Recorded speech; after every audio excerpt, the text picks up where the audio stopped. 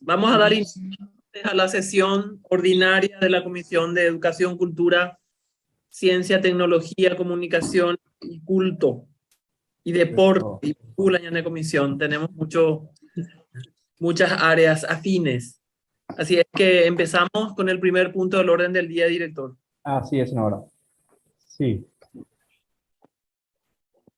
Como primer punto, senadora, tenemos... un momento. Como primer punto, senadora, tenemos el préstamo que remite el Poder Ejecutivo por el valor de 30 millones de guaraníes para el financiamiento del programa de fortalecimiento de 30 becas, millones de dólares. 30 millones de dólares, perdón, para becas de posgrado en el exterior de don Carlos Antonio López. Se tiene moción de preferencia, senadora, este jueves 8, se encuentra en el orden del día para este jueves. Perfecto. Tenemos que dictaminar, senadora. Sí, bueno, a consideración de los compañeros,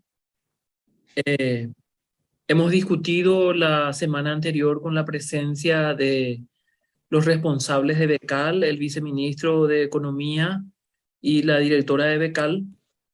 Y bueno, aparentemente quedaron en el aire algunas preguntas, pero yo creo que ellos han explicado el tema y el afán que ponían de sostenibilidad del programa. Becal tiene sus puntos altos y sus puntos bajos. Pero más allá de eso, creo que la inversión del Estado en la formación de capital humano de alto nivel es algo que hacen todos los estados serios, ¿verdad? Todos los estados que piensan en el futuro invierten y envían a las universidades más importantes.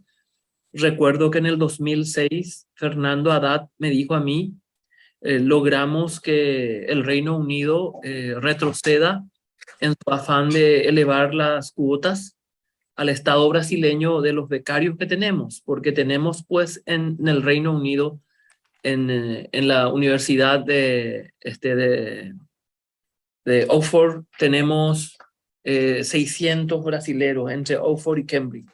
Y yo dije entre mí, el Estado negocia, un gran Estado, un gran país como el Brasil, ¿verdad? Que piensa en la formación de ese capital humano de alto nivel, y ellos tenían en ese momento, no me acuerdo exactamente la cantidad, pero en las universidades más importantes, en las 10 universidades más importantes del mundo, tenían brasileros becados por el Estado. Y yo decía, bueno, ese es el camino para crear ese capital humano de alto nivel que se necesita para construir el desarrollo. Y ustedes saben que por mucho tiempo los organismos de financiación, sobre todo el Banco Interamericano, no, el Banco Internacional de Reconstrucción y Fomento, que es el Banco Mundial, y el BID, han suspendido la inversión en la educación superior porque se concentraron solo en la inversión de la educación básica, hasta que luego los estudios empíricos revelan la importancia de tener inversión de capital humano en el más alto nivel para pensar el desarrollo, y más todavía cuando el país está en vías de desarrollo. Es un debate a consideración. Yo creo que hay consideraciones que hacer. No sé si con la presencia de los integrantes de Becal hemos agotado las preguntas que queríamos al respecto de este programa. De hecho, la comisión que tiene que dictaminar también y esencialmente es la de Hacienda. No sabemos si está en la agenda, pero yo pongo a consideración y quiero escuchar a los colegas en relación al dictamen para este proyecto. Me pide la palabra Enrique. Adelante, compañero. Sí, muy buenos días para todos. Un saludo respetuoso a la presidenta Ermelinda Esperanza y a los miembros del equipo técnico. Yo, una consulta brevísima. ¿Ya estuvieron los chicos de UNEPI? Porque recién me pude conectar, o no. Porque Esperanza consultó, yo creo que sí. Que le íbamos a escuchar, ¿verdad? Está cerrado el micrófono nomás, presidenta. Todavía van a estar al final, porque ellos tienen que bueno. salir del colegio y van a llegar en el último punto, vamos a escucharle. Ok, sobre el tema becal, yo quería pedir, presidenta, que se trate el tema. Yo fui el que pedí la moción de preferencia en 15 días. Yo estoy inclusive de acuerdo con muchas de las objeciones que en su momento manifestó Esperanza, pero me preocupa que en plena transición y en época electoral dejemos este programa colgado, ¿verdad? Uno de los problemas del Paraguay es justamente la falta de sostenibilidad de políticas públicas. En este caso particular, hemos aprobado cualquier cantidad de crédito, de 100 palos de puentes aquí, puentes allá, rutas, pero 30 palos para mantener vigente hasta que un nuevo gobierno, cualquiera sea él, se haga cargo de esto. Me parece importante tratar, y si es que están de acuerdo los compañeros, dictaminar, si no hay acuerdo, tener dos posiciones, y también pedirle ¿cómo decir? A la Comisión de Hacienda que se expida, ¿verdad? A mí lo que me preocupa son tres cosas básicamente. Primero, la sostenibilidad. La verdad que nosotros estamos siempre en un aprieto porque no somos quienes negociamos las condiciones de los préstamos, es el Ejecutivo. Nosotros podemos rechazar o aceptar.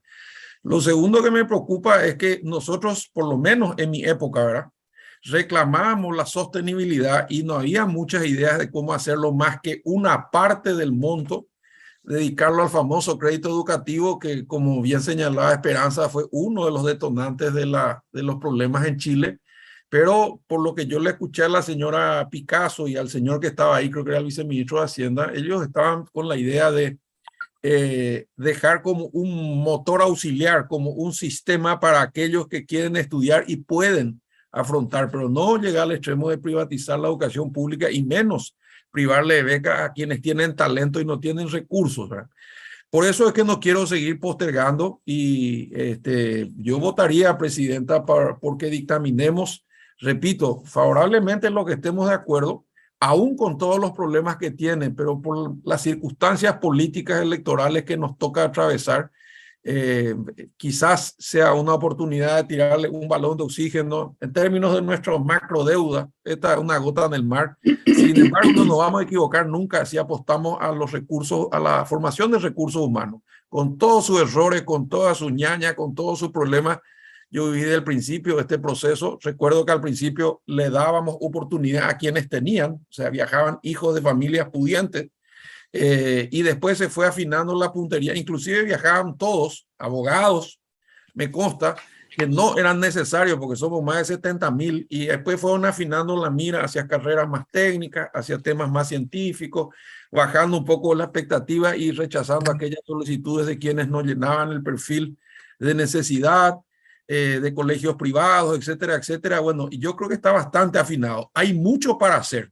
Hay que sacarle mucha carne todavía a este hueso, pero lo que no quiero dejarle es sin recursos. Y si es que no aprobáramos este préstamo, corremos el riesgo que esto quede en stand-by hasta que un nuevo gobierno que se elige en abril y que asume en agosto retome esto para que le busque otro. Y perdemos el préstamo o pagamos comisión por su no utilización, ¿verdad? Por esas razones, presidenta, es que yo haría votos para que este tema se dictamine y, si es posible, se trate. Yo coincido y termino con esto, que sin el dictamen de Hacienda es imposible tratar, pero voy a hacer alguna gestión, o le pido a usted que haga alguna gestión para que se expidan y nos saquemos este tema de encima, porque hay otro detalle no menor, prometo que sí, este es el último comentario, esta tragedia que vivimos todos en esta comisión de los estudiantes en Rusia, que por $500 mensuales no podían sostenerse, algunos tuvieron que venir en plena pandemia, y yo creo que esa bolsa de recursos tiene que estar disponible, y creo que después, modificando la ley de becal o permitiendo este tipo de situaciones, podríamos recurrir a ellos para darle un respaldo a todos los paraguayos que están estudiando afuera. Necesitamos eso sí o sí, y cualquier esfuerzo que hagamos en ese sentido, yo creo que vamos a cometer menos errores que aciertos, ¿verdad? Esa es mi opinión, presidenta. Ok. Muchas gracias, senador Riera. Concedemos el uso de la palabra a la senadora Esperanza Martínez. Gracias, presidenta. Buen día a los colegas, las colegas, al equipo técnico de la comisión. Mañana les recibí en mi oficina a la directora, a la encargada, digamos, del proyecto de Becal, así como a representante del Ministerio de Hacienda, y estuvimos conversando largo y tendido sobre varios de los aspectos que yo había cuestionado. Yo sigo teniendo la misma visión de que estas miradas que se hacen de empezar con pequeños montos que se van colocando para el sector privado y sobre todo siempre el sector privado en Paraguay financiero tiene, a pesar de que tanto somos anti-Estado, no presta nada si no tiene un respaldo del Estado, no se arriesgan absolutamente en nada. Competitivos, queremos una sociedad capitalista, queremos un modelo de mercado de competición, pero acá nadie compite. Todos hacen letra de regulación monetaria, todos entran en ese sistema, ganan mucha plata y en realidad no tenemos créditos bajos, no tenemos créditos para la vivienda, no, solamente surge eso si el Estado se endeuda y el Estado finalmente es garante del riesgo financiero. Entonces, pero ese es un tema de fondo que tiene que ver un poco con la manera en cómo hemos hecho estas medidas de préstamos y mismo dentro de la pandemia, y no hemos logrado controlar que estos sectores finalmente ayuden a la gente que más necesita. Siempre se queda otra vez en un sector de privilegios y de privilegiados. Pero yo voy a acompañar, senadora, voy a acompañar la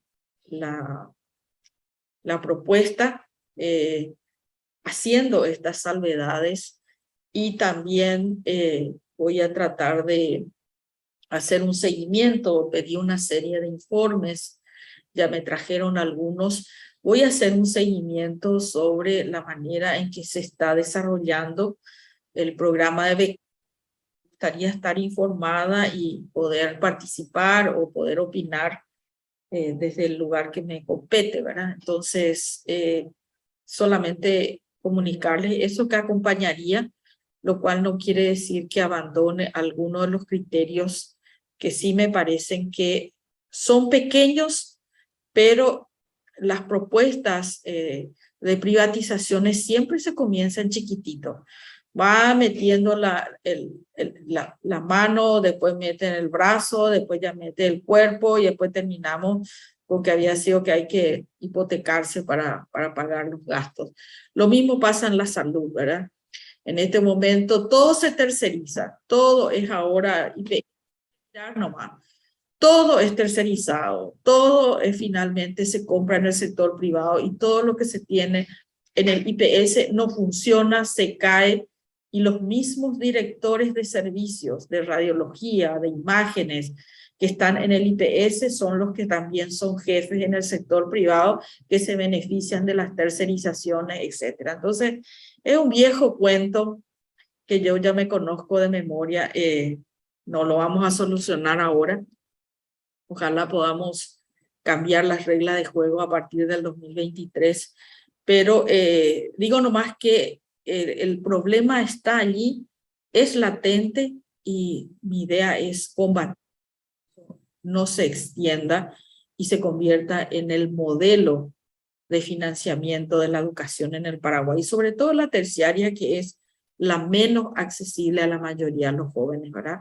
Los que hicimos la universidad en el Paraguay somos privilegiados en este país y tenemos que entender que ese privilegio es una realidad y tendría que llegar a todos y a todas. Solo ese comentario, Presidenta, y acompaño la propuesta. Muchas gracias, compañera. Yo coincido muchísimo con muchas de las expresiones de la senadora en términos de la cuestión del papel del sector privado en ciertos servicios esenciales del Estado. Cuando estuvimos en el ministerio y trabajamos en la reforma, no teníamos los recursos para hacer la capacitación en la amplitud que queríamos. Y muchas veces pedimos socorro a las universidades públicas, como por ejemplo a la FACEN, que quién tiene más experiencia y conocimiento en las ciencias básicas que las hacen, ¿verdad? Y después nosotros con el tiempo nos enteramos que al tercerizar todos los servicios, y tengo un relato así bien concreto, a profesores de ciencia del primero y segundo ciclo de la educación básica, le capacitaron en ciencia, licenciados en enfermería, subcontratados por una universidad privada. Y eso fue como un golpe de realidad y decir cómo es que no podemos hacer, no hay tanta competitividad como para hacer la mejor capacitación. Antes los mejores recursos y los más calificados estaban en el MEC. Estaban en el MEC la gente de currículum, que eran la mejor gente preparada en matemática, en ciencia. Esos ahora no están y se hace en el sector privado, y en el sector privado la capacitación tiene muchas falencias. Y yo también tengo enormes críticas a eso. Yo creo que hay que redefinir en ciertos aspectos esenciales la cuestión del papel del Estado. Pero sobre todo hay que pensar también en la sostenibilidad. Y este es un crédito concesionario que tiene años de gracia, que tiene tasa inferior a la tasa LIBOR, que significan créditos para el desarrollo, no son créditos comerciales. Así es que yo también otorgo mi, la firma a un dictamen de aprobación. Y Enrique también. Hermelinda, tiene usted la palabra, compañera. Sí, gracias, presidenta. Por supuesto que sí, también, ¿verdad? La capacitación, la especialización es fundamental. Solamente que por mi experiencia, presidenta, me preocupa de que muchos de los becados de becal están en instituciones educativas. Yo creo que faltaría un seguimiento. Puedo estar equivocada, ¿verdad? Pero faltaría que estos profesionales realmente que están recibiendo, inclusive en el área de investigación, sean realmente, esa experiencia sean utilizados en la educación en el Paraguay, en la educación superior. Así como ya usted manifestó parece ser el lunes pasado, de que estos sean los doctores que vengan a enseñar posgrado en Paraguay, tanto en las universidades públicas como también en las universidades privadas. Yo creo que ese es el objetivo, ¿verdad?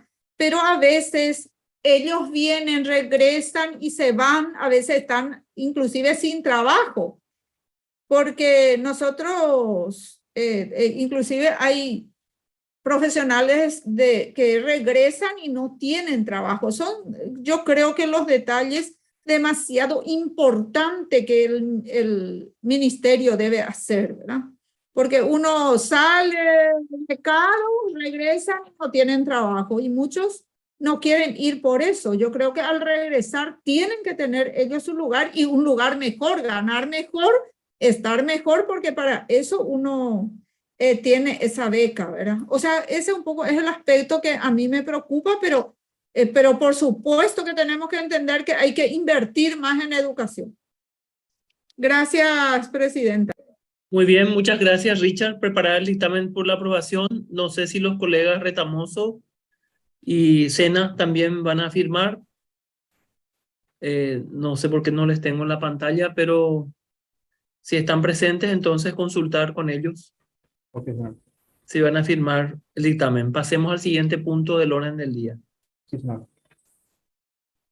Como segundo punto, señor, tenemos el proyecto de ley de simplificación de trámites para la gestión y obtención de títulos en las universidades nacionales del Paraguay y sus sedes. Sobre ese punto, senadora, hace minutos recibimos una nota de la rectora de la Nacional, la doctora Suyi Vera de Molinas. Ellos Sí. solicitan, senadora, una prórroga de 30 días más. Ellos hicieron una mesa técnica. La mesa técnica está conformada por la UNA, por el CONES y por el Ministerio de Educación para analizar y presentar una sola propuesta. Ellos ahora solicitan otra vez, senadora, una prórroga de 30 días. Tiene moción de preferencia este jueves 8 de septiembre, ha pedido el senador Kemper, pero esta es la nota que le doy a la comisión para que ustedes puedan analizar, senador. A consideración ese pedido de los colegas, yo estoy de acuerdo. Sí, ellos son los que tienen que implementar. Están trabajando, están tratando de entenderse. No tenemos alternativa que escucharles y conceder ese pedido que tienen, ¿verdad? Perfecto. Entonces, no vamos a dictaminar todavía y vamos a expresar en la sesión de que nos allanamos al pedido de prórroga. Sí, senadora, así mismo. El siguiente Excelente. punto, senadora, tenemos el proyecto de ley que declara el 22 de diciembre de cada año como Día Nacional del Baterista Paraguayo, senadora. Es un proyecto de ley que remite la Cámara de Diputados y el proyecto tiene por objeto rendir homenaje a uno de los mejores bateristas que tuvo el Paraguay, Emilio Etrides Barreto, más conocido como Nene Barreto, ¿verdad? Y ellos crearon la academia y el museo baterista. El Ministerio de Educación justamente le otorgó la resolución para que se pueda hacer academia senadora. Y se declara 22 de diciembre porque en esa fecha es el fecha de nacimiento del famoso Nene Barreto, senadora. Eso remite la Cámara de Diputados. Sí. A consideración, estamos de acuerdo. Hay muchos días todavía en el calendario. Y sí, cada semana, Homenaje a todos. sí, cada semana queremos meter todo lo que viene de la Cámara de Diputados. La próxima Sí. semana queremos también estudiar, justamente el senador Rivera ya solicitó el Día de la Radio, que también remitió la Cámara de Diputados. Yo sugiero, Presidenta, presentar el Día del Senador de la Comisión de Educación y hacemos nosotros el proyecto y hacemos un día para festejar algo, Presidenta. Por lo menos La sí verdad tenemos que- también. Aprobado. El Día de las Mujeres que dominan la comisión y los varones sometidos. Está aprobado. Aunque sea entre Ese es un- nosotros, Presidenta. Ese es un discurso. No encontramos. No, voy a hacer un comentario, Carapé. La verdad es que es cierto, cada vez que viene un pedido, yo primero tiendo a reírme y decimos, ¿qué país por oro? No podemos poner el día esto, el día aquello, el día que... Pero al final, digo, si hay una colectividad, un pequeño grupo que necesita una fecha para juntarse, para celebrar, para decir, aquí estamos, existimos, no nos cuesta nada ni oponer total. Y en el caso particular, los bateristas, yo confieso que yo intenté ser baterista con poco éxito, una sola sesión. Pero cuando era chico, esto fue un trauma infantil.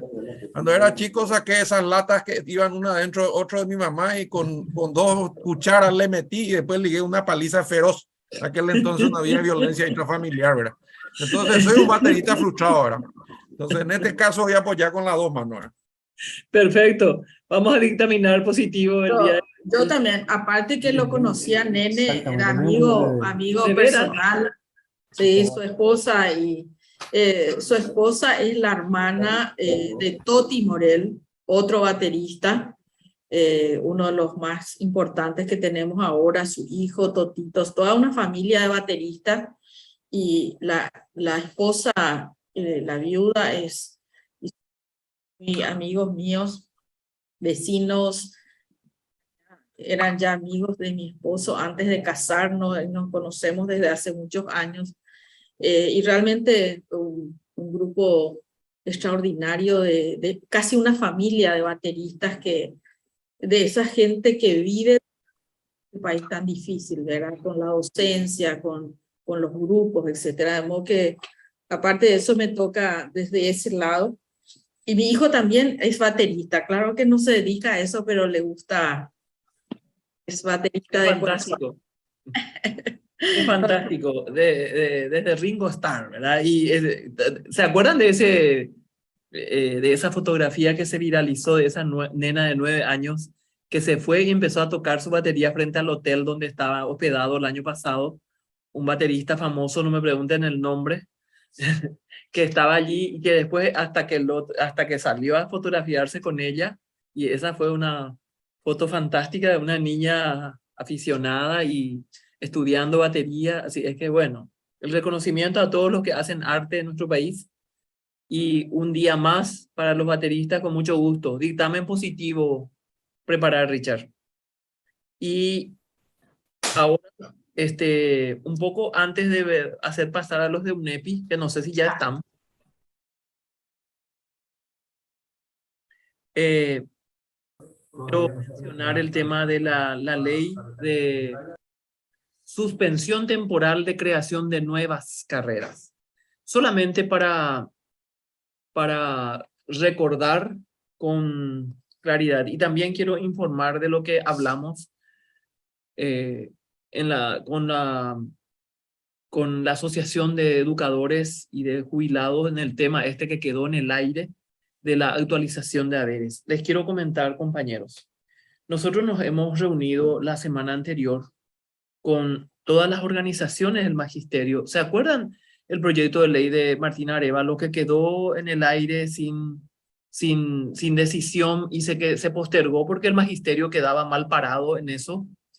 Incluso la caja fiscal de la administración pública también tenía aspectos muy poco claros de lo que significaba eso en el futuro. Lo concreto es, compañeros, que en términos de la caja fiscal y el sistema de jubilaciones y pensiones hay una inequidad enorme. Es urgente un estudio de fondo porque hay demasiada injusticia. Por ejemplo, hay sectores que el sector no civil, contributivo no civil, el sector de las fuerzas públicas, por ejemplo, que tienen su haber actualizado por las categorías actuales y tienen un déficit pavoroso que asume el Estado, y el del magisterio también entró en déficit. El único superavitario es el de la administración pública, con tremenda inequidad. ¿Qué hacer y cómo resolver eso en 90 días? Nosotros hablamos, porque en esa reunión que se había hecho, quedaron en que iban a convocar el Ministerio de Educación y el Ministerio de Hacienda como parte de la transformación para hablar del tema, pero eso no ocurrió. Nosotros volvimos a convocar. Y acá lo que se va a plantear son dos soluciones que yo comparto con la comisión. Dos soluciones. Una alternativa es dar una atención paliativa a los que están en situación muy calamitosa, los que están en situación casi de indigencia, que son los adultos ya mayores que se jubilaron en la década de los 90, en inicio de la década del 2000, y tienen jubilaciones inferiores al salario mínimo. Y, por otra parte, conformar por ley una comisión amplia de revisión y reforma, pero de una revisión completa de la cuestión de la caja fiscal, porque si no, eso va a reventar. En algún momento, alguien va a decir, bueno, se prorratea lo que ingresa porque ya no vamos a destinar recursos frescos del Estado para sostener las cajas tan deficitarias, y el Estado se va a comprometer a tanto por ciento, y eso no está claro. Necesitamos hacerlo, porque el aporte del Estado es mayor para un sector y menor para otro, o inexistente. Y es un tema sumamente complejo que tiene que analizarse en una comisión amplia con las autoridades y tiene que trascender el tiempo electoral, evidentemente. Entonces, acá nosotros, los docentes activos y jubilados reunidos, plantearon la posibilidad de hacer un salvataje de corto plazo a los sectores que ganan menos que perciben haberes inferiores al salario mínimo, y luego conformar la comisión para el resto del sistema. Un sistema inequitativo tremendo. Solamente para el déficit de la fuerza pública, el presupuesto 2023 prevé $200 millones para el año. Solo para eso, me acaba de decir el ministro de Hacienda. Y ese es un tema no menor, que no es un tema que compete a esta comisión propiamente, pero el que se refiere a la jubilación del magisterio sí nos compete, porque allí está el tema de los educadores, su presente y su futuro, y el futuro de los que hoy están en servicio. Y hay una preocupación, pero evidentemente no puede haber una mirada solo sectorial. ante una situación que amerita por lejos una revisión completa de un Estado serio y responsable que se preocupa de todos. Porque incluso finalmente los que se jubilan son un porcentaje de alrededor del 20% de todos los trabajadores frente al resto que no tiene ninguna jubilación en el Paraguay y que también aporta sus ingresos, para que, sus impuestos, y aporta los ingresos del Estado para que se jubile esa minoría. Ustedes piensen en el fondo de la cuestión que se llama justicia social, que es una finalidad de la República.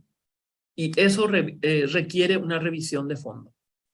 Entonces, lo que propondríamos es la creación de la Comisión Nacional de Revisión de la Estructura de la Caja Fiscal.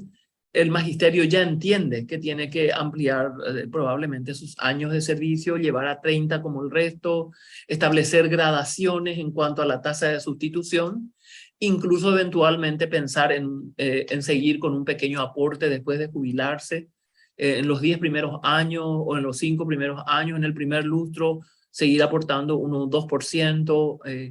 Algunas alternativas se tienen que manejar para poder hacer frente, pero ese no es un déficit solo de un sector, hay que revisar el del resto, porque hay mucha inequidad.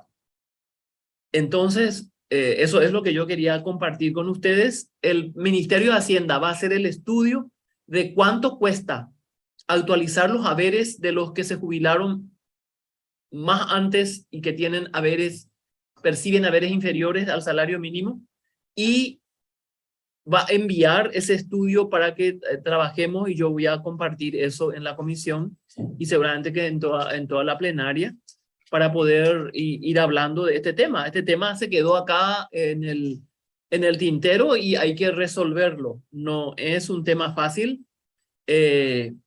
Nunca el tiempo va a ser adecuado, pero este es probablemente el menos adecuado porque hay bastante populismo y un relato absolutamente falaz de que estamos en contra de los jubilados y todas esas cosas que, lejos de ser real, es justamente la visión responsable de quienes no queremos dejar a nadie atrás. En el magisterio hay personas que dedicaron 28 años al ejercicio y su jubilación alcanzó 1.100.000, frente a otros que hoy 5 veces más perciben por el mismo servicio, porque, bueno, eso es lo que se dio en el tiempo. ¿Y cómo hacer frente a eso cuando justo en la edad más vulnerable, en el último tramo probablemente de la existencia, se está casi en la indigencia con unos haberes jubilatorios inferiores al salario mínimo? ¿Cómo hacer justicia en eso? ¿Qué complejo es? Necesitamos mucha racionalidad, mucho patriotismo y sentido de justicia para poner justicia en este tema, y en esa línea es que se propone la creación de una comisión nacional responsable con referentes los diferentes sectores para trabajar con las autoridades del Estado, porque evidentemente no se puede hacer de espaldas a los datos de la realidad esa revisión. Eso es algo que quería compartir con ustedes, en eso estamos y aguardamos la propuesta de Hacienda para plantear. Incluso los líderes del magisterio han dicho que eso se puede plantear incluso solo en la ley de presupuesto, que no hace falta modificar y mantener el artículo 8 de la ley 2345, que es de reforma y sostenibilidad de la caja fiscal, que habla de la actualización en función al índice, a la variación del precio, de índice de precio del consumidor, que se fue dando todos los años. Y bueno, ver ese desfasaje que se da en el marco de la administración pública, que tienen enorme superávit y tienen tanta gente que tienen tan escasos haberes jubilatorios. Es un tema complejísimo, compañeros, pero es un tema que tenemos que abordar con sentido de patria y de justicia para todos. Eso nomás quería informarles también, porque afecta al sector referente a nuestra comisión. Y ahora, si ya están los de la UNEPI, podemos recibirles. Sí, senadora. Antes de eso, senadora, justamente queríamos nosotros proyectar la propuesta de modificación en la cual se suspende por 5 años la carrera de medicina. Ahí la compañera, la profesora Norma, ¿verdad? Hizo un cuadro comparativo que queríamos Sí. que se apruebe, senadora. Perfecto. Un ratito. Adelante, Norma.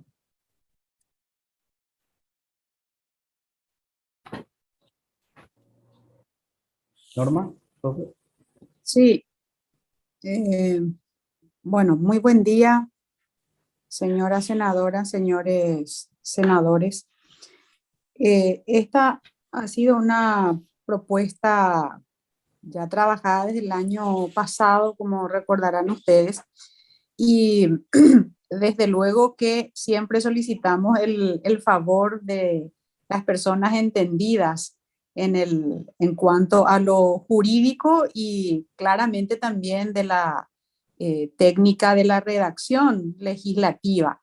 Nuestro aporte en este sentido es básicamente el contenido y tratando de cuidar que esta ley desde su redacción no genere otras dudas o inconvenientes, ¿verdad? Sabemos también, ustedes han recibido también opiniones respecto de que esta podría ser una ley recurrida a las instancias incluso de la Corte, ¿verdad? Pero también se sabe que es muy necesaria, razón por la cual se plantea una redacción que establece suspender en forma temporal la habilitación de nuevas carreras de grado de medicina en todas las instituciones de educación superior, las sedes y filiales a nivel nacional, por un periodo de 5 años a partir de la promulgación de la presente ley. Lo otro es, el artículo segundo, es que el ente encargado, eso lo sabemos, está establecido en su propia ley 4.995, sería una recordación, reiteración de que este es el órgano encargado de arbitrar todas esas medidas, de dar cumplimiento a la ley y arbitrar las medidas para el control necesario a fin de garantizar la calidad académica en las carreras de medicina.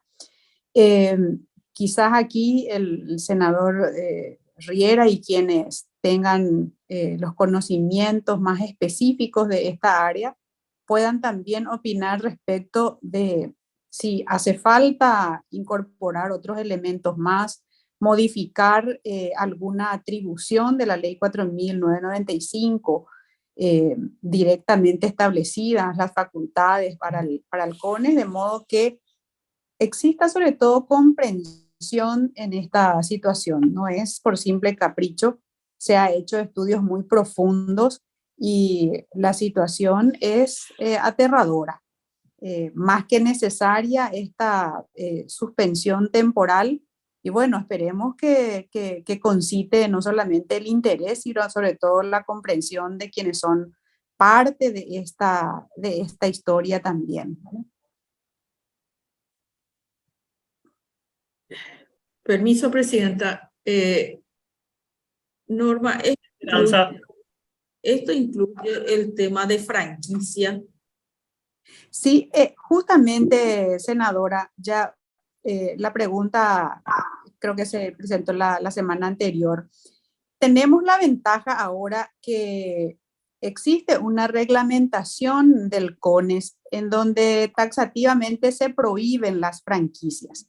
Yo pienso que por ese lado, por eso mencionamos sedes y filiales, porque con todo lo que había sucedido a partir del ejercicio pleno del CONES, ellos en una de sus reglamentaciones, si mal no recuerdo, es la resolución número 166, prohíben las franquicias, también han puesto un orden en cuanto a la denominación. Los institutos superiores, por ejemplo, designaban designaban facultades dentro de su organización, eso también está excluido.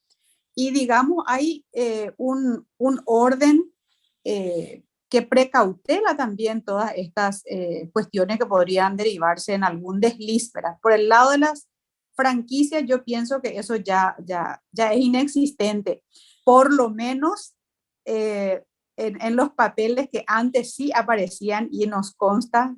Yo recuerdo que, y perdón la anécdota, cuando acompañé a un equipo de pares en una institución X en el interior del país, ellos han colocado en la mesa que sí, que la franquicia existía y hablaban así con total normalidad respecto de eso. Hoy no se podría hablar de eso desde el punto de vista legal. Quizás en nuestra capacidad, no creo tan exclusiva paraguaya, pero en nuestra imaginación pueda darse de hecho, pero no así con los documentos presentados ante el CONES. Por ese lado creo que tenemos tranquilidad. Por otra parte, yo quiero preguntar, más allá de la preocupación de Esperanza, que es una preocupación mía, el tema de las sedes. Porque una universidad abre sus sedes, que no sea que una universidad que ya tiene carreras de medicina, como tiene habilitado, abra otras subsedes, porque tienen sedes. Hay facultades que tienen, hay universidades que encima por el nombre no serían de la ciencia, serían más bien del arte. Pero tienen 11 facultades de medicina, una sola universidad. Solo en Paraguay eso. Solo en Paraguay eso, acá, ni en Burkina Faso, otro caso similar. Esa es la verdad. Entonces, lo que yo quiero es que aseguremos que tampoco las existentes abran sus sedes. En ningún caso, ni una más. El sistema ya no soporta la cantidad de practicantes. Estamos afectando el derecho del paciente en los hospitales públicos. El derecho del paciente está en interdicción. Y recordará como lo que nos decían los pacientes del hospital de Pedro Juan Caballero, ¿verdad? Que no tienen un minuto de paz para descansar, porque cada rato ya vienen otra vez la ronda siguiente de alumnos que le hacen preguntas, le rodean la cama y están ahí con su cuaderno así en la mano, página a la práctica. Realmente este es un tema dramático y que esperemos que se comprenda la otra cámara para poder aprobar y sacar en forma rápida. Senadora, perdón sobre el punto, y justamente por eso es que conversábamos con el director, Richard, de la necesidad de hacer mención en la formulación de los términos sedes y filiales. Instituciones en sus sedes y filiales, de modo que quede claro que si son 42 ofertas académicas, sean 42 y no 43, dando simplemente lugar a las ya existentes a, por supuesto, seguir con las promociones que están teniendo, ¿verdad? Pero no una más, una nueva, ni en las universidades ya habilitadas, ni con carreras nuevas, no más, por lo menos por 5 años. No sé si respondí también a la consulta de la senadora Esperanza. Adelante, senadora. Sí, respondiste a la pregunta. Yo nomás como soy desconfiada porque mi abuela decía, piensa mal y hace. Como está en una resolución se cambia por otra resolución, en cambio la ley más difícil de cambiar. Entonces, lo que abunda no daña, pudiera nomás ponerse punto seguido. Tampoco están, no se permitirá la habilitación de franquicia, una cosa así, ¿verdad? Pero es una... Perfecto. Y el otro tema es, acá habla en nueva sede, o sea, no se puede abrir una nueva facultad y las que tienen no pueden abrir sus filiales. Esa es la... Porque acá dice en todas nuevas carreras de medicina en todas las instituciones de educación superior. Eso se puede entender en todas las que están, o también queda claro que no se puede abrir una nueva carrera. Tiene que decir, porque acá lo que pueden surgir es otros interesados en el negocio que vengan. Claro. Porque se ve eso como el negocio del sitio. Claro, ¿qué pasa si yo quiero hacer una nueva facultad de medicina? No, una nueva universidad que quiero abrir. Con la carrera. Quiero abrir, sí. Tiene que decir claramente que es nuevas universidades. Suspender en nuevas universidades y en universidades ya existentes.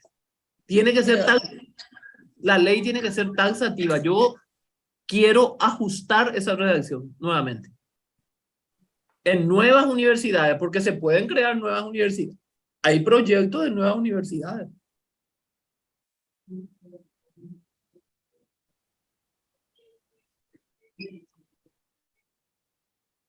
Agreguemos. Sí, señora, vamos a ver. Melinda, tiene la palabra.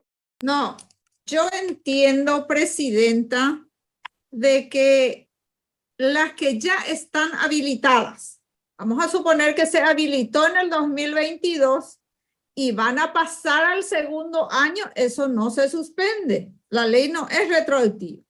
Pero sí a partir de ahora, a partir de que se promulgue la ley, a partir de ahí ya no se puede habilitar por 5 años en las instituciones públicas o privadas carrera de medicina. Así yo entiendo, presidenta.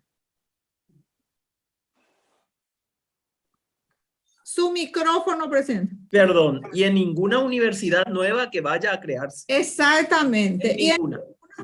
Sí. En las existentes y en las eventuales nuevas universidades no se pueden habilitar por 5 años.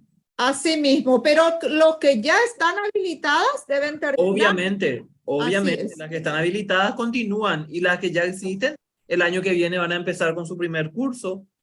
Sí. Van a llevar su inscripción al primer curso. Lo que no queremos es sumar más. Hoy el sistema tiene mucho más alumnos de lo que el sistema puede soportar en términos de practicantes, ¿verdad? Y estamos teniendo problemas en la calidad de la formación. Es clarísimo eso. Así es que aquí lo que se trata es de suspender la habilitación de nuevas carreras. Eso se hizo en formación docente en el 95. Por 5 años se suspendió la creación de nuevos institutos de formación docente, porque cuando vino el boom de la reforma, todo el mundo abría en cada esquina un instituto de formación docente.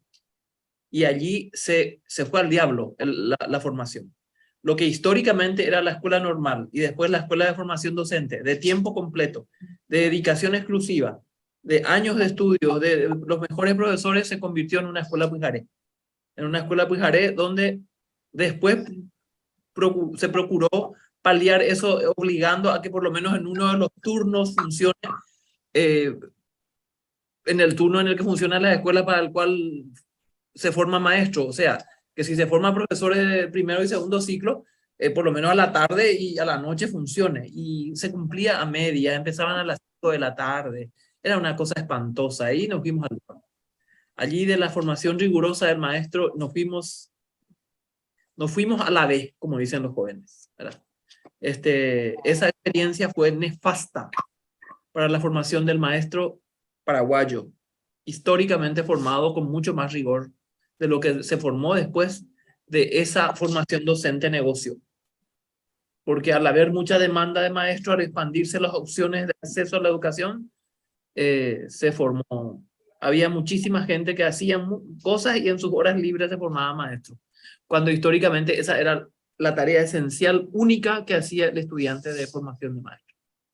Y ahí se relativizó y se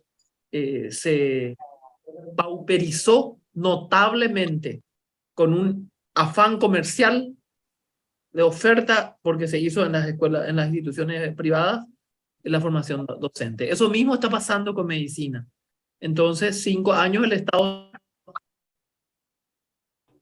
Su micrófono, señora.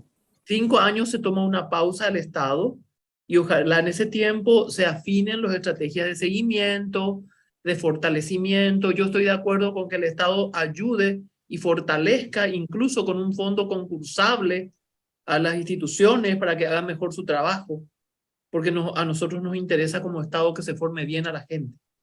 El énfasis en el negocio es lo que ha pauperizado la formación en las carreras esenciales.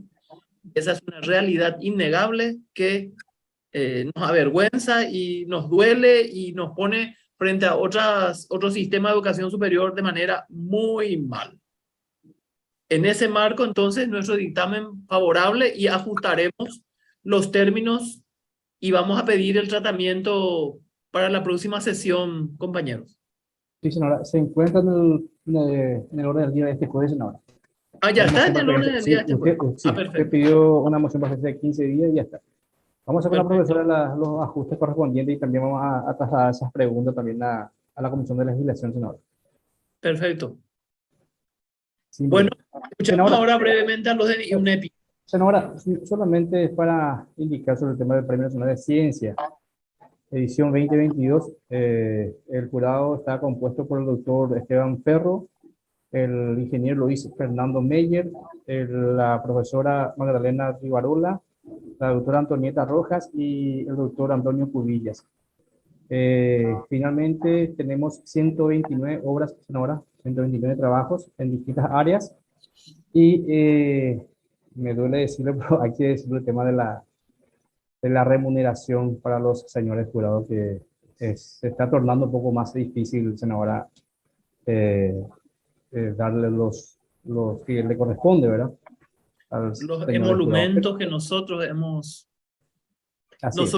establecido, eso antes en verdad no se otorgaba, pero antes venían a evaluar 17 trabajos y ahora hay 120, ¿cuánto? 129, senadora.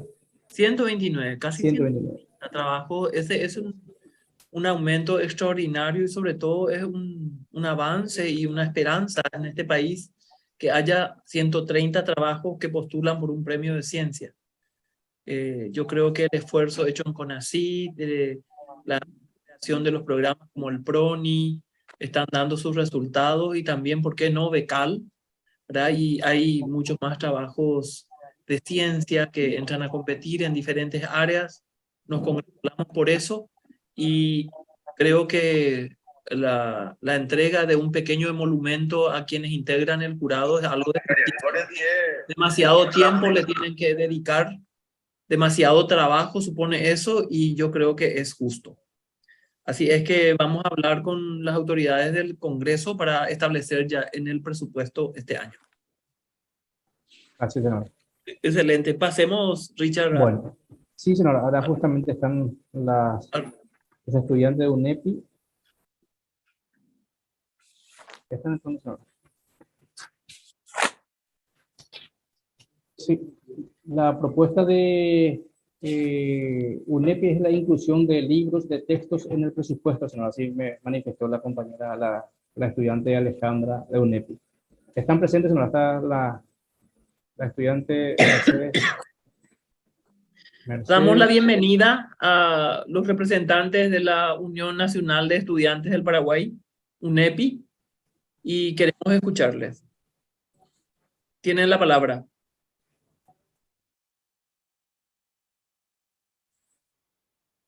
Adelante.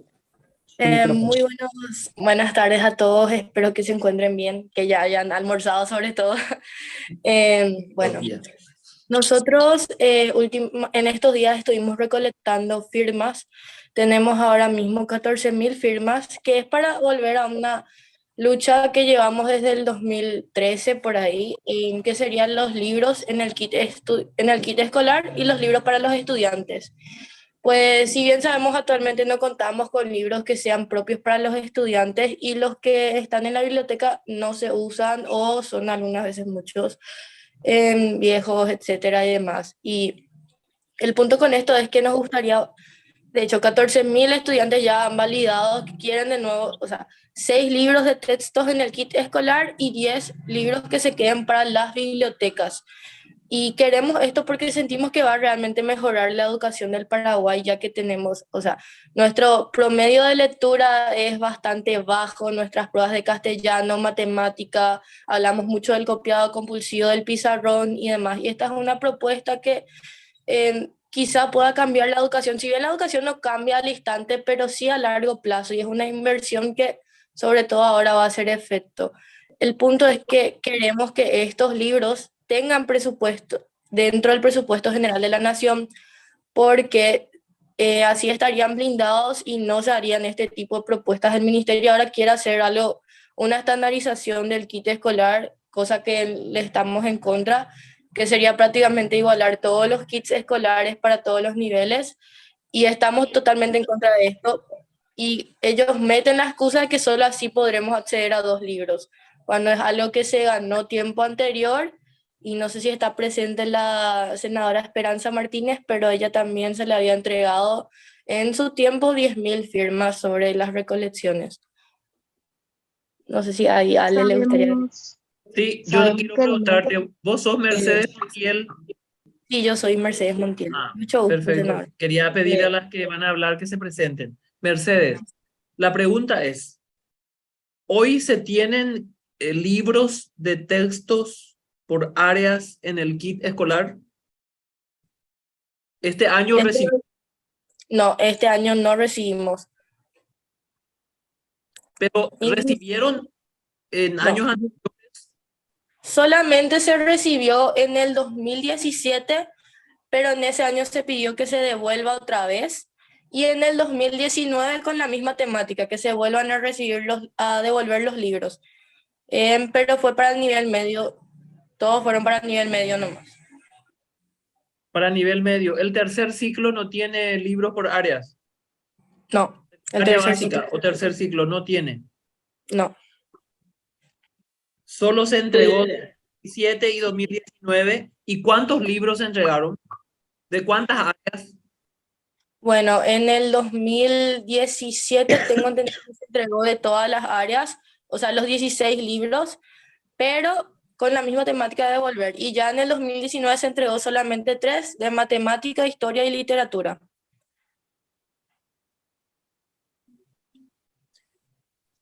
De 16 libros se bajó a 3.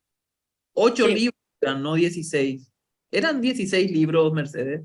2017 todavía en el colegio ya 2017, estaba. la verdad que no recuerdo, porque en ese entonces el ministro Riera ya había propuesto los 16 libros para el estudiante, rechazando nuestra propuesta, que en ese entonces era 3. No entiendo. Enrique, ¿no puede ayudar a entender esta cuestión? Bueno, sí, lo que pasa es que a mí me tocó, como decís vos, siempre las vacas gordas, ¿verdad? Encontramos la planta del Fonacide que lamentablemente la desaparecida La Fuente no había podido implementar por un montón de problemas burocráticos. Y entonces la pregunta era qué hacíamos con eso. Y la idea de la educación pública, como dice siempre Esperanza, era que tengan todo, ¿verdad? Entonces hizo un kit escolar con un montón de ítems que probablemente Mercedes recordará o el equipo UNEPI de aquella época. Y cuando discutíamos en la mesa de trabajo estudiantil después de la toma de los colegios, ellos habían exigido el arco de los libros, ¿verdad? Pero había 3 que eran innegociables, que yo creo que son a lo que se refiere Mercedes, ¿verdad? Nuestra idea era que la educación pública en Asunción o en Itacurú tenga todos los libros que el ministerio exigía. No podíamos aceptar la idea de que haya un niño o un joven o un adolescente que no pueda estudiar porque no podía acceder a los libros, ¿verdad? Y no se encontraban en la librería, en las bibliotecas, en la librería, ni tampoco había plata para comprar. Entonces no había otra alternativa que imprimir los libros y cargarlos en el kit, ¿verdad? Eso es, y además sobraba, entre comillas, un 10% para reponerlo para los casos en que había problemas de humedad, de agua, de pérdida, de destrucción, etcétera, ¿verdad? Que son los famosos depósitos que muchas veces la gente dice, sobran y no se usan. Pero realmente eso es lo que yo entiendo de lo que está diciendo Mercedes, que yo calculo que la habrán pasado de generación por la UNEPI, tiene muchos años trabajando con el ministerio y tienen una memoria institucional muy buena, ¿verdad? Entiendo yo que eso, mi querida presidenta. Lo que ahora solicitan es que se presupueste por separado el ítem libros. Ese es el pedido, Mercedes. Sí, un presupuesto para los libros dentro de lo que sería el presupuesto general de la Nación. Para los 16, que serían 6 para el estudiante y 10 para las bibliotecas, que se estarían cambiando de forma trienal, y esto sería para el nivel medio. Partimos de ahí. Presidenta. Sí, Esperanza. Sí, le quería nomás pedir a Mercedes que nos cuente también lo que me comentaron ellos en la reunión, de que el ministerio ahora, en vez de darnos, lo que quiere es dar un voucher. Entonces le van a dar 60.000 guaraníes y a cada estudiante que pueda retirar de una tarjeta PEA Negocio Yegma Financiero, y que ellos mismos dicen que le dijeron, bueno, si el papá usa para comprar cerveza y no compra, ya no es nuestro problema. Nosotros le vamos a dar la plata y que ustedes compren el libro. Primero, que el monto es insuficiente. Segundo, que no se garantiza que se tenga el bien para el estudiante. Y tercero, es una manera de bajar los costos. En vez de comprar lo que se necesita, van a dar una especie de tecoponá para libros. Y el otro tema es que las carreras, algunas carreras técnicas, creo que sí van a tener los libros, pero otras carreras técnicas no van a tener. Entonces, no sé si puedes explicar, Mercedes, si yo entendí bien también, pero ese tema del voucher, el tema del privilegio de algunas carreras técnicas frente a otras, etcétera. O sea, lo que yo decía, Presidenta, si a través, por eso pedí que se incluyera hoy, que pudieran escucharle a los chicos y las chicas y que podamos hacer una audiencia pública, Presidenta, o traerle acá al ministro a que nos explique claramente antes de que venga todo. Ya está llegando el presupuesto, pero por lo menos tener una idea si esto puede ser revertido, y ellos quieren presentar esas 14.000 firmas a la comisión y también al ministro de Educación, de tal manera a que podamos resolver el problema antes de que se convierta en una realidad que ya es imposible de cambiar. Permiso, ¿puedo hablar? Senadora Ermelinda y luego Mercedes. No, Presidenta, yo creo que ya no podemos permitir de que se juegue por la educación. No podemos ya permitir que los niños y los jóvenes no se les respete. Yo creo que todos los niños tienen que acceder a la educación en todos los niveles. Decimos que hay obligatoriedad de la educación y ya creo que no tenemos que permitir que se esté negociando por la educación. Por eso yo siempre digo que el presupuesto de educación debe ser blindado, y si se tiene que comprar libros y si se tiene que entregarle a los supervisores, a los directores, deben ser entregados porque también se encuentran en depósitos guardados años después. O sea que yo creo que es importante tratar esto, Presidenta.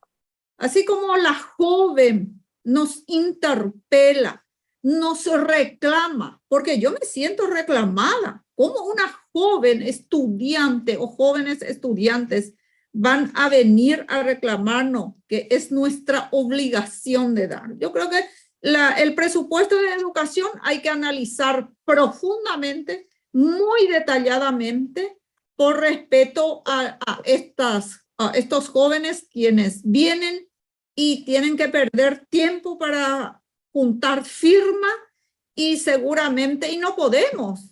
No, componente no es mercadería, es educación. Entonces yo demasiado quiero expresar mi quebranto, mi reniego, porque ya educación hay que priorizar. Entonces, Presidenta, eso nomás quiero expresar y no perder este momento, porque si hago pasar me voy a quedar yo con mi preocupación realmente, que desde que pisé el Senado, porque yo creí que íbamos a solucionar y todavía hasta ahora, porque tenemos que estar luchando por algo que les pertenece a nuestros niños y jóvenes. Gracias, Presidenta. Muchas gracias, compañera. Tiene ahora la palabra la representante de UNEPI, Mercedes. Bueno, respondiendo a la pregunta de Esperanza, partimos de lo que es la estandarización del kit escolar. Esto sería igualar todos los kits escolares por curso. Sería el nivel medio. Primer curso lo mismo, segundo curso lo mismo y tercer curso lo mismo. Entonces nuestro reclamo fue, y los bachilleres técnicos, entonces con esto el MEC surgió con la idea de un voucher, que si muchos buscan el concepto de voucher, es un papel que tiene un código que vos podés ir a un local verificado y canjear.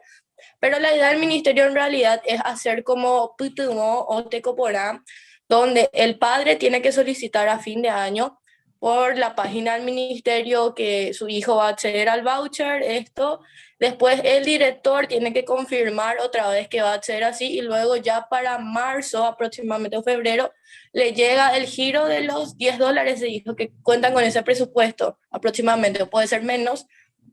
Le llega el giro y sería con eso que tendría que cubrir sus gastos de su bachillerato con su énfasis técnico, ¿verdad? Entonces, hablaríamos de que son 60.000 guaraníes que en realidad no alcanzan para todos. Si uno busca los precios de los libros contables, 2 te alcanzan 140.000. Y bueno, nosotros también le hablamos del problema que es la corrupción. O sea, hasta ahora no se logra transparentar los fondos para la gratuidad que llegan a las instituciones públicas, ni siquiera al FONACIE de la municipalidad, que es para la educación otra vez. Entonces, este problema de que el director tiene que aceptar, de que un padre tiene que transparentar, le manifestamos al ministerio, a lo cual nos dijeron que eso tendría que ser problema de los estudiantes, que ya no es su trabajo y demás. Y también cuando hablamos de la corrupción nos dijeron que cómo íbamos a pensar que existen personas corruptas y demás cuando nosotros día tras día le enviamos casos de corrupción. Y bueno, este tema del voucher, que ni siquiera es voucher, puede también ser un, no sé, un desperdicio de fondos, ya que, tipo, si malgastan este dinero, si sobra, al final, ¿qué se hace con esta licitación o lo que sea? Y también hablamos de que el ministerio, si comprara en cantidad por ese presupuesto, podría acceder a los ítems de forma más barata y hacerle llegar a todos mediante los kits diferenciados. El problema está en que ellos cada año tienen, o sea, problemas en cuanto a los envíos. Nunca pueden acertar con los envíos y dicen que quieren solucionar esto y ahorrar dinero con esto, cuando hay otras soluciones como cerrar las inscripciones antes y demás. Pero en teoría lo del voucher es prácticamente cobrar 60.000 guaraníes por un estudiante de bachillerato técnico en plataformas de billeteras. Y son $10 el valor aproximado, 8 a $10. Nuevo negocio para los bancos, presidenta. Estoy cansada de eso. Esto es lo más indignante, presidenta. O sea, un supuesto voucher que, como dicen ellos, en realidad es un tecoponá para una plata que no alcanza para comprar nada, que le va a dar a cualquier padre, que no sabemos si va a llegar a todos los padres. Eso para que, a quién va a administrar eso, quién va a garantizar que le llegó. Y sabemos bien que hay padres y padres, hay familias separadas, hay padres que son que no van a priorizar. Le llegó un 60.000 en su billetera, porque él va a decir, no, voy a apartar para comprarle el libro de contabilidad a mi hijo. No es así, presidenta. Me parece que es una cosa terrible lo que están por hacer. Tenemos que parar esto, presidenta. Ya mismo llamarle al ministro la próxima semana, al ministro de Hacienda y al ministro de Educación, y que nos expliquen concretamente cuál es el plan de kit de libros, de útiles para el año que viene, y antes que nos traigan el presupuesto tratar de cambiar esta situación, presidenta. Por eso es que le pedía anoche de poder escucharla a los chicos, porque yo hablé con ellos el viernes y me quedé realmente muy preocupada y atónita, ¿verdad? Porque nosotros pues siempre podemos ir para atrás, esa es la realidad. Ya avanzamos un poquitito, ya tenemos los kits, después tenemos que mejorar la distribución, después tenemos que jugar, ahora que vamos a quedarnos luego sin el kit, ahora vamos a hacer un sistema financiero que algunos, no sé quién se va a quedar con las transferencias, las transferencias no van a ser gratis. Conozco todo el cuento. Acá lo único que ganan plata los esquemas financieros, ¿verdad? Entregar y poner toda la plata del Estado ahí. Tanto que no quieren un Estado, que el sector privado acá va a ser la panacea de todo, pero muy bien que el Estado es el que tiene que poner la plata.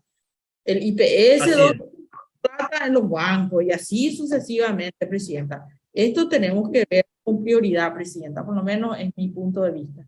Gracias. Sí, muchas gracias. Vamos a convocar para el lunes al ministro de Educación por este tema y vamos a conversar con él en la comisión. Y yo quiero decir al respecto lo siguiente. Tenemos que aprender de nuestra experiencia. La reforma educativa empezó por primera vez a distribuir libros. esos libros se construyeron en un proceso participativo y amplio. Por ejemplo, la Sociedad Paraguaya de Historia trabajaba con el equipo técnico de la dirección de currículum los libros de historia. Eso se trabajó y se financió con el programa Meses hasta el 9º grado. No llegamos al bachillerato, porque el bachillerato se empezó a implementar después, por lo menos hasta mi experiencia. Llegamos hasta el 9º grado. Y entregamos los libros y esos libros se hicieron en un proceso muy amplio de participación dirigido por el MEC y los técnicos del MEC con sectores, el sector privado, por ejemplo, Fundación en Alianza, el Padre Rubio y su Don Bosco, la editorial Don Bosco, que trabajaron en la construcción de esos textos y se entregaron los textos a los niños. Eso se hizo por primera vez en la historia de la educación paraguaya con la reforma educativa. Después se tenía que proseguir. Evidentemente aquí vamos a preguntar al ministro el tema del financiamiento. Cuando se hizo eso, eran otras las condiciones, no se tenía FONACIDE, no se tenían los recursos, pero sí con el crédito, con el Banco Mundial para el programa Meses, se hizo ese tema del libro y se estaba trabajando en un plan nacional del libro y en un Fondo Nacional del Libro para poder garantizar la sostenibilidad de la entrega de los libros.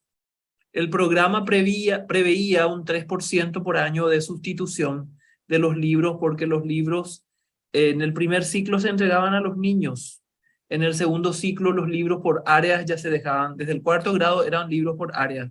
Se le entregaba en la escuela y en la escuela se usaba y se dejaba en la biblioteca de la escuela. Pero se perdían y por pérdida y sustitución se tenían que reponer anualmente. Tenemos un montón de historias de la ineficiencia en la distribución de esos textos. Yo nunca olvido que me fui llegando a una escuela de Cazapá donde había 22 alumnos y en el armario había 40 libros. Los 18 restantes que estaban blancos y nunca se abrieron, sus hojas, faltaban en alguna otra parte. Entonces, en la recolección de datos teníamos... es ideal que el Estado vaya aprendiendo de su experiencia y vaya perfeccionando cómo distribuir. Está demostrado que... Y lo hacíamos solo con el sistema educativo, la distribución. No se pagaban miles de millones a empresas privadas para distribuir. Y teníamos problemas porque se entregaban las supervisiones tenían que entregar a las escuelas, etcétera, etcétera. Ahora se pagan no sé cuántos miles de millones a no sé quién, creo que a Correo, a Dinacopa, también hay problemas en la distribución. Pero yo quiero saber mucho más. Quiero saber el financiamiento, las áreas, cómo se van a elaborar, porque tienen que plantearse en función a una actualización de la ciencia con gente súper avanzada, libros que sirvan, que ayuden a pensar, y el resto de las fuentes de información, porque no vamos a dar ciencia solo con un libro, si es que vamos a hacer una educación de calidad. El resto de la ciencia, o sea, el resto de las fuentes, tenemos que tener con conexión a internet, con una biblioteca más amplia. Así estaban los planes hace 15 años. Así es que sería bueno no retroceder.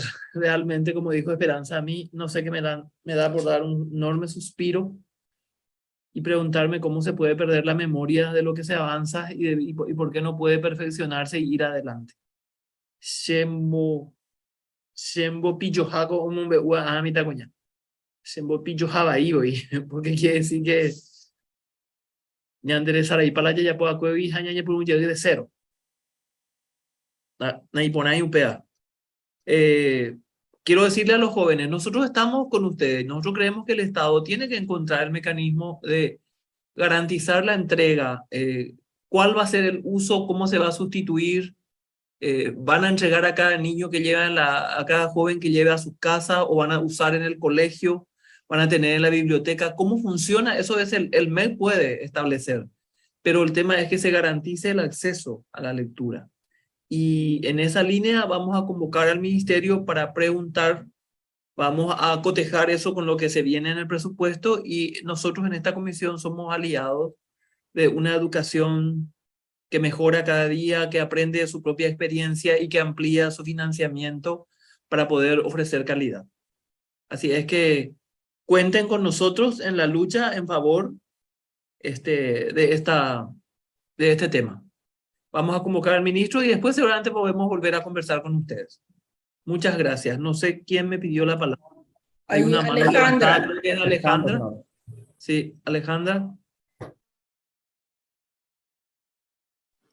Sí, quería acotar nomás un poco a lo que dijo Mercedes también, que nosotros propusimos también que en vez de dar los vouchers puedan usar ese dinero como para ampliar el kit escolar para que sea un kit diferenciado por bachiller. Y el problema con eso fue que ellos no, básicamente nos dijeron que era un problema que ellos no podían hacer eso, porque ellos no querían trabajar como para llevar de un lugar a otro un kit escolar si es que faltaba, ¿verdad? Y también le planteamos otro problema, que era el de que un valor monetario es diferente en Misiones que en Ciudad del Este, o en Encarnación y en Cazapá. No vamos a comparar, por ejemplo, la frontera con lo que sería el interior del país, o porque no una persona, una compañía que le va a salir el monto luego que le da para su voucher ya es lo que va a gastar en combustible como para irse a canjear eso. Le planteamos todos esos problemas como para proponer un plan piloto, ¿verdad? Le dijimos nosotros, o sea, como UNEPI y las otras organizaciones estudiantiles le comentamos que de por ahí era más factible hacer un plan piloto a ver cómo salía, y nos dijeron que no, que esto ya está y que desde el próximo año así ya va a ser. Eso nada más quería acotar.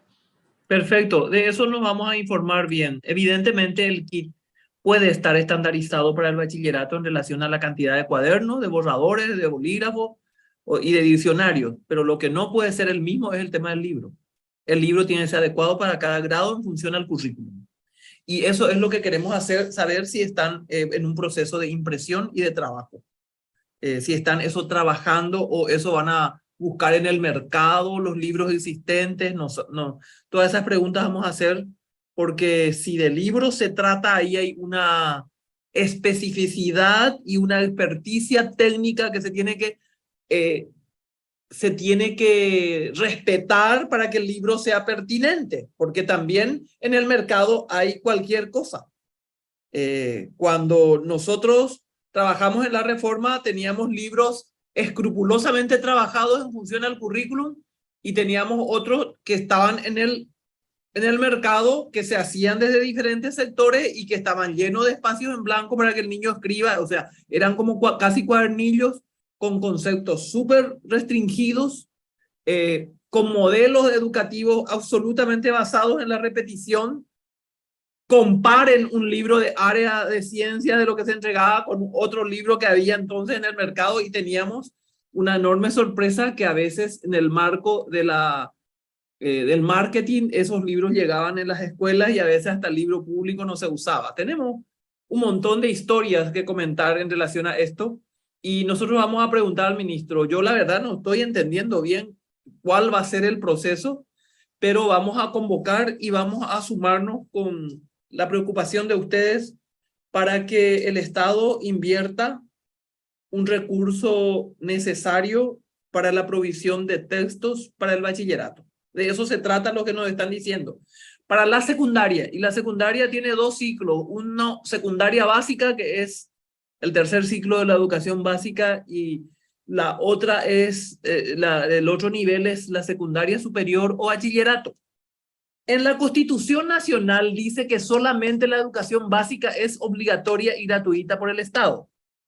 Por eso, en la ley, en la Carta Orgánica del MEC, hemos establecido que la secundaria forma parte de la educación básica. ¿En qué sentido? La secundaria es un ciclo necesario y básico para toda la población. Que garantizar 12 años de estudio es básico para poder tener una población mínimamente educada con condiciones para salir adelante. Por eso pusimos que la educación básica, que es aquella que satisface las necesidades básicas de aprendizaje del ser humano para salir adelante en la vida y le permite las competencias para progresar, incluye la secundaria. Ese fue un concepto que se trabajó para salvar este problema de la Constitución que habla solo de la educación básica obligatoria, con lo cual el Estado no tendría ninguna obligación ni de pagar profesores ni de poner colegios en el bachillerato. Pero ¿quién va a aportar a la educación si no es el Estado? ¿Quién va a apostar a la educación si no es el Estado? Entonces nosotros hemos trabajado ese concepto porque la Constitución del año 92 habla de la educación primaria, obligatoria y gratuita. La secundaria ya es una opción, pero tenemos que garantizar que el Estado siga invirtiendo en la educación hasta terminar el ciclo educativo, que es 12 años de escolaridad como mínimo, sin incluir la educación inicial. ¿Me entienden? Entonces, sobre esa base vamos a establecer el diálogo con el ministerio para interiorizarnos de los planes y para conversar sobre las opciones que se tienen para asegurar la entrega de libros a los estudiantes del bachillerato y del tercer ciclo. Libros por áreas. ¿Está bien? No sé si hay alguna otra pregunta que puedan hacer los colegas. Vamos a liberarles, chicos. Sabemos de su quebranto, pero nosotros vamos a seguir conversando de este asunto. Permiso, señora presidenta, permiso por interrumpirla. ¿Podría hablar un ratito? Bueno, adelante. Voy a volver a repetir lo que nosotros queremos. Son 6 libros para los estudiantes dentro del kit y 10 para el uso de las bibliotecas. Con estos 6 libros quizá haya un cambio porque estos libros se quedan para los estudiantes, ahorramos tiempo, inclusive podemos avanzar más rápido las lecciones al no copiar. Y también porque se queda dentro de la casa y yo puedo decir que por suerte y ahora, no sé, de que mis abuelos fueron docentes y estuvieron en la supervisión, accedí a esos libros que fueron parte de ministerios anteriores que llegaron hasta el 9º grado, que son los libros naranjas de matemática, verdes de ciencias, los libros que tenían como 4 materias dentro de uno solo, y puedo decir que yo leí esos libros que a mí me sirvió durante mi proceso de primaria, aunque no esté a mi nivel. Y es esto también lo que buscamos, o sea, nuestro país tiene bajos niveles de lectura, pero que un niño encuentre un libro en su casa y esto le sirva para cambiar toda su vida, es bastante inspirador. Y esos libros anteriormente que dijeron que llegaron, que hoy están abandonados en la biblioteca, me sirvieron cuando yo tenía 10 años y demás. Y bueno, hablamos de los 6 libros para los estudiantes y de los 10 de forma trienal. Y estaríamos hablando de, no sé, aproximadamente $150 por cada estudiante, que sería en total redondeando $30 millones. Y hablamos del 2% del presupuesto del Ministerio de Educación y Ciencias en total y el 0,02%, o sea, 0,2% del presupuesto general de la nación. Y el cambio que podría hacer esto, obviamente no hablamos de un cambio instantáneo, pero sí a largo plazo. Y por último me gustaría agregar si es que nosotros podríamos estar en esta audiencia pública del lunes y si podríamos hacer nuestra entrega también ahí de las 14.000 firmas que tenemos, que seguiremos recolectando y esperamos que sea más. ¿Cómo no? Esa es una pregunta. Yo no tengo ningún inconveniente, los colegas no creo que tengan inconveniente. Invitados ustedes a asistir y vamos a invitar al ministro y vamos a avisarles si vamos a hacer Para poder ir hasta ahí. virtual o presencial. Perfecto. Ahora tenemos más datos, así es que muchas gracias, chicas. Muchas gracias por el tiempo y el espacio. Gracias a ustedes. Bueno, compañeros, ya tenemos claro el problema. Aquí se trata del financiamiento a la educación y sobre todo de la producción de textos, un tema muy complicado y muy delicado que se tiene que hacer correctamente. A mí me encantaría que sobre la base de la experiencia existente avancemos y no retrocedamos. Así es que vamos a preparar un cuestionario para conversar con el ministro y vamos a ver qué podemos hacer nosotros como responsables de sancionar el presupuesto para asegurar esto. Si los chicos tienen el libro en su mochila, por supuesto que es otra y muy diferente la experiencia. Eso es clarísimo. No hay punto de comparación. Y pienso con nostalgia en el Plan Nacional de Lectura que hemos hecho y lanzado con Roabastos en el 2005.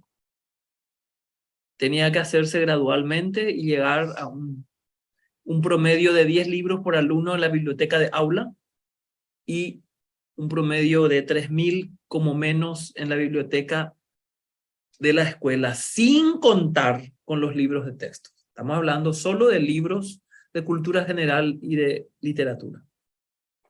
Ese era el plan nacional lanzado que no se continuó porque en nuestro país la continuación de la política social es un déficit de la política que alguna vez tenemos que en un plan probablemente establecer, pero en educación causa estragos. En educación, que alguien venga y desconozca los planes anteriores y quiera hacer un plan nuevo porque es de su época, eso causa estragos y se han perdido programas muy importantes como Escuela Viva de Cocatúa, que se estudia en otros países y en los organismos de financiamiento como experiencia exitosa, y aquí se desbarató todo el programa.